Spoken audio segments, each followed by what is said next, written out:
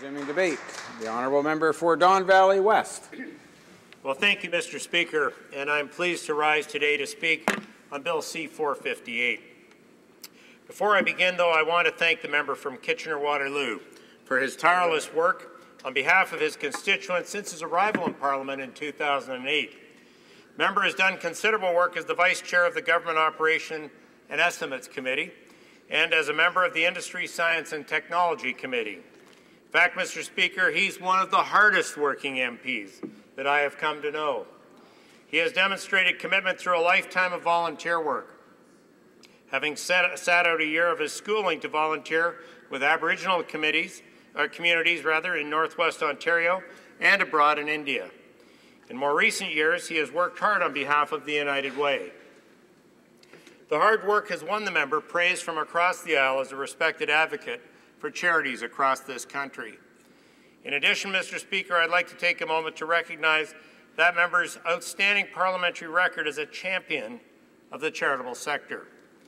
The Globe and Mail recently noted, and I quote, that as a backbench MP, the member of Kitchener-Waterloo has carved out a niche of expertise and influence on the charities file, end of quote.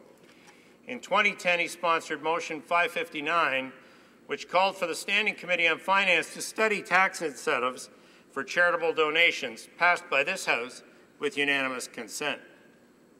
This motion played a crucial role in the development of Economic Action Plan 2013, and as a result, the committee heard important evidence demonstrating the need for the government to foster and promote a culture of giving.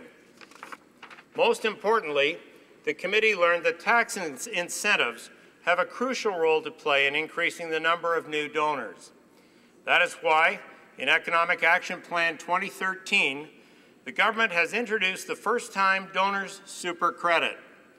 Thanks to the hard work by the member from Kitchener-Waterloo, our government continues to build on a strong record of support for the charitable sector. The First-Time Donors Super Credit will significantly enhance the attractiveness of donating to a charity for young Canadians who are in a position to make donations for the very first time, and will have an immediate impact in supporting the charitable sector. In fact, Mr. Speaker, the Bank of Montreal surveyed 1,000 people about the First-Time Donors Super Credit, and roughly half of those between the ages of 18 and 34 said they will contribute more to charities because of this special tax break. Overall, the survey found that 70% supported the First-Time Donors Super Credit. Not only that, but charities across the country have welcomed this new credit. Catherine Schmidt from the Food Banks Canada had this to say, quote, "The Super Credit will provide an enticing opportunity for more Canadians to donate to their local food bank if they haven't already done so. Food banks across the country continue to struggle to raise enough money to keep their doors open. We believe this credit is a step in the right direction to provide food banks with a new tool with which to seek out new donors," end of quote. Furthermore, the new Super Credit will be a valuable tool for the arts.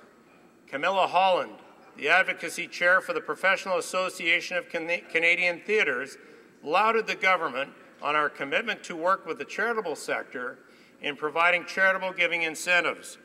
Ms. Holland said that the new Super Credit was, and I quote, "a welcome stride toward growing donors and levels of giving for theatre companies of all sizes," end of quote. Mr. Speaker, this Super Credit will also help the healthcare sector raise funds for research and innovation. I would note that the Canadian Multiple Sclerosis Society had this to say about the Super Credit, quote, "We are also very pleased to see the commitment to strengthen the capacity of the Canadian charitable sector. I'd like to provide a few illustrations of how these measures will help the MS Society of Canada and the people we serve.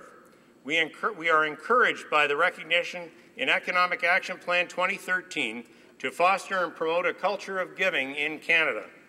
The introduction of a new temporary First-Time Donors Super Credit for first-time claimants of the Charitable Donations Tax Credit will encourage all young Canadians to donate to charity," end of quote. But more broadly, Mr. Speaker, the introduction of the First-Time Donors Super Credit will achieve its intended purpose by helping charitable organizations raise considerable amounts of funds from new donors. Marcel Lauzière, President and CEO of Imagine Canada, had the following to say about the government's new super credit. Quote, Imagine Canada is very pleased that today's federal budget includes a first-time donor super credit to encourage more Canadians to give to charity, and a commitment by the federal government to work with the charitable sector and with Imagine Canada to encourage more donations by a greater number of Canadians. The super credit will help us make real progress, generating up to $110 million a year from new donors for causes that Canadians hold dear.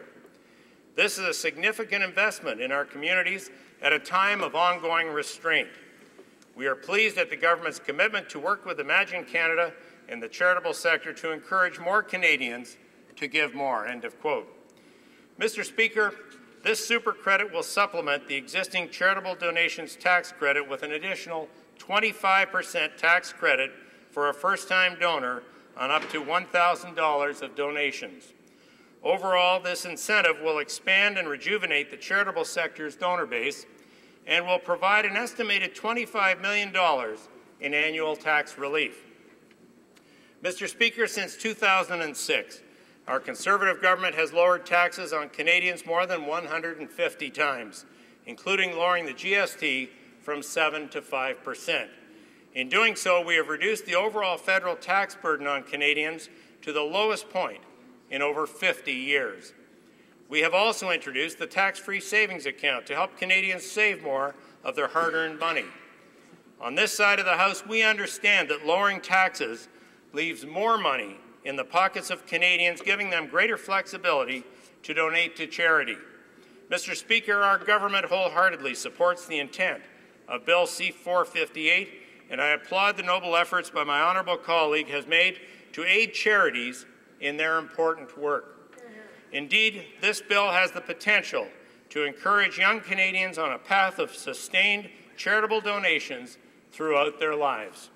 A strong culture of charitable donations empowers these organizations to make an even bigger impact in communities across the country. Mr. Speaker, our government is committed to returning to balanced budgets before the next election, and we will do so by building on the solid foundations of our economic action plan, which has served Canadians well. With respect to Bill C-458, we encourage all members to support the referral of this bill to committee where it can be further examined. In closing, Mr. Speaker, I would like to quote a recent Waterloo Regional Record editorial which praised the legislation before us today, noting that, and I quote, "The member for Kitchener-Waterloo's bill strikes us as a nonpartisan, common-sense proposal that deserves support across the political spectrum. It should be passed," end of quote.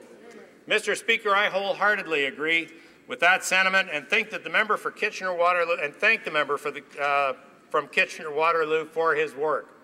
I encourage all members to vote to give this bill the hearing it so rightly deserves. Thank you, Mr. Speaker.